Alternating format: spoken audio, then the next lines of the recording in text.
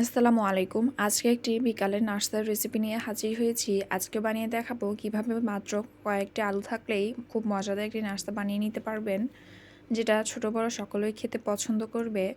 প্রথমে আমরা আলুগুলো কিভাবে কেটে নিয়েছি এবং স্টিকে গেঁথে নিয়েছি দেখতেই পাচ্ছেন। তারপর তা সামান্য পরিমাণে লবণ এবং হলুদ দিয়ে সিদ্ধ হতে দিয়ে দিচ্ছি।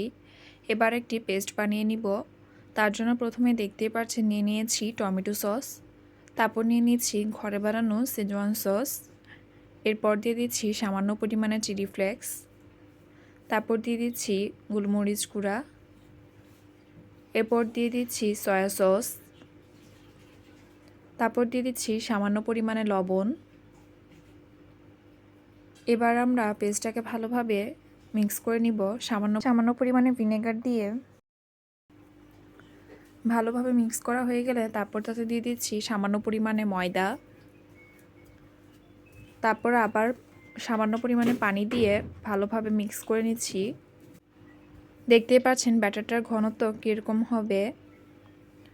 ব্যাটারটা রেডি হয়ে গেলে এবার দেখতেই পাচ্ছেন ব্রেড ক্রাম্ব নিয়ে নিয়েছি, তার উপর সামান্য পরিমাণে সাদা তিল দিয়ে দিচ্ছি।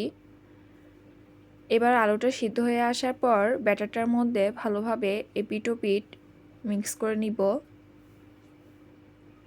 আলুটার ভেতরেও যেন ভালোভাবে ব্যাটারটা যায়, সেজন্য চারপাশটা ঘুরিয়ে ঘুরিয়ে ব্যাটারটা মিক্স করতে হবে।